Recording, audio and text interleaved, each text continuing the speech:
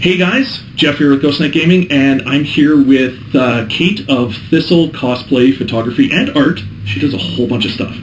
And we're having a chance to chat and talk about cosplay and photography and all that kind of stuff. So thanks for coming out for this. Thank you for having me. So I'll start off with the pretty easy question. What got you into cosplay? Honestly, my boyfriend. I wasn't really into anime. I played video games, but I wasn't super into it. It was kind of whatever. And he took me to my first convention at which I guess was Otafest Light in 2009. Back when it was still Otafest Light. He was planning to quit cosplay. I got hooked and forced him to continue. All right, that works. Let's see. So you also do photography and you do art. What's been the best part of doing the cosplay photography? Meeting people. Like, honestly, meeting new people has been awesome. I'm not that outgoing, but I enjoy spending time with people when I have the chance and when I have the emotional capability to do so.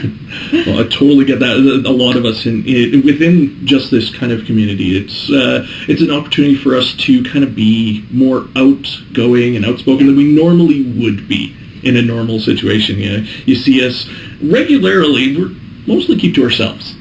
So going out to this and talking to people, meeting new people, it's a great experience, especially because we get to meet people that have the same interests we do. They're not just trying to explain, anime to a person that hasn't watched a cartoon in 30 years. Yeah. It's a little bit easier when everybody's kind of on the same page as you. Let's see. What has been your most difficult cosplay you've worked on so far? Oh, that's really tough. The most difficult one in terms of physical capability was probably my Barrioth armor. So that's from Monster Hunter 3 Ultimate. And the biggest part of it was that it was my first armor build. It was my first time actually working with Warbler. I was not prepared for how difficult it was going to be. I watched a lot of YouTube tutorials. I did as much studying up as I could. And in the end, my breastplate was still about 4 sizes too big. My armor was falling off. Even though I lined my back plates, it still cut open my back, and so I was at the convention bleeding into my white fur, which was not ideal. No, definitely not. Okay, so I guess that kind of goes into the next one. What's the most difficult material you've worked with? Warpa. Wait, yeah. No, that's a lie. There's a stretch velour that is possibly worse. Just because it does shed a little bit, but mostly it just has so much stretch. Like, you can pull an inch cut of it and it'll be like 4 inches. Okay. It's got extreme stretch. Wow. And it is such a pain to work with, especially since you can't do the trick where you iron wax paper onto it so that it doesn't stretch. Oh, okay. Because the wax paper ruins the velour. Oh, jeez. Yeah, that would be pretty crazy. Yeah, considering I pretty much have only worked with EVA foam, I can't even say beyond that. I know. I plan on working with Warbler, and I'm not looking forward to getting yelled at for swearing at my project. Oh, a cosplay's not done until I've cried. I haven't cried yet.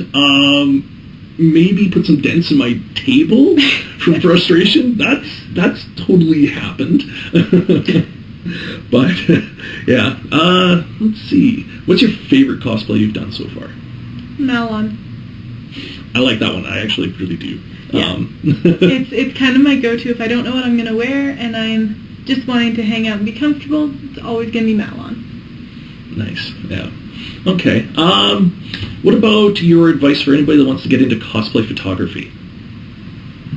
Don't spend all of your money on a really nice lens when you first start.